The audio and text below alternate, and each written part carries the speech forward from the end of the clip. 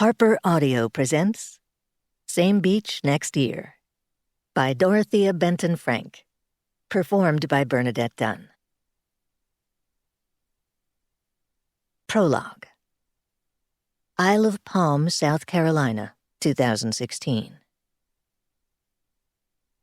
The conversation that launched my need to tell you this whole crazy story actually came from our son Luke, who, like his twin, is practically an adult. Okay, they are adults, but only because of their age, which is still completely astonishing to me. How dare they grow up and make us, God help us, almost 60? Some nerve. They asked us to come along with the Landers family to spend New Year's Eve 2016 on the Isle of Palms.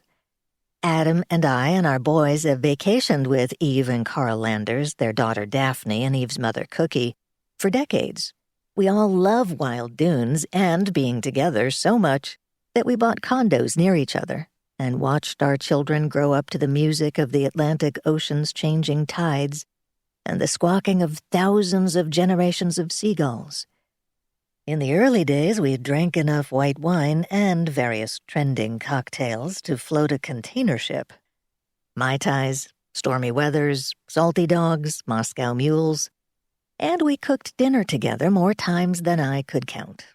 We were better than best friends, which may have complicated things.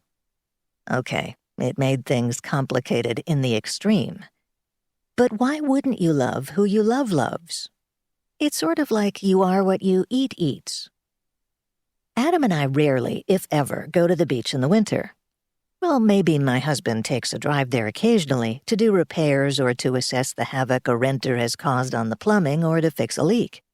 But generally we stay away because the weather is freezing cold and I can feel the dampness in every one of my bones. I hate winter.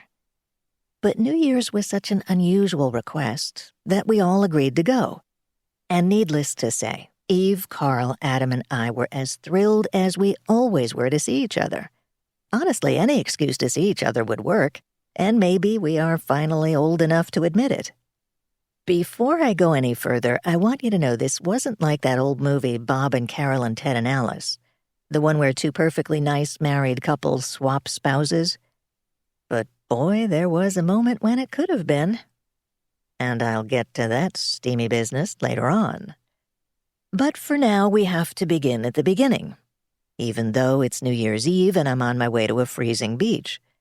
Save your fireworks for a little while and relax while I tell you how the saga of our epic friendships all began, and how we learned what matters. It might matter to you. Chapter 1. Meet Adam. Isle of Palms, South Carolina, 1994.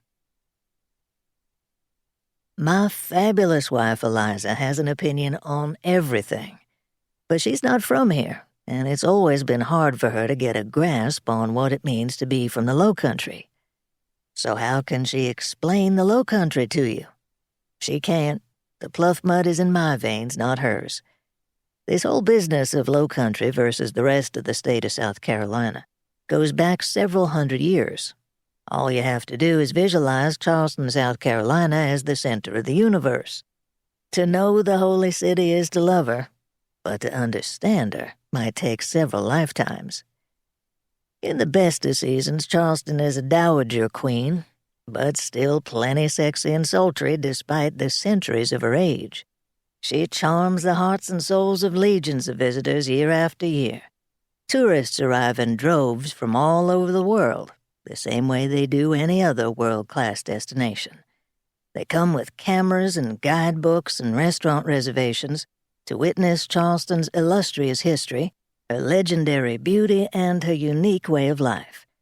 These visitors confide to shopkeepers and guides that they are here just because they wanted to see what it felt like to be Southern, authentically Southern, a Low Country daughter or son.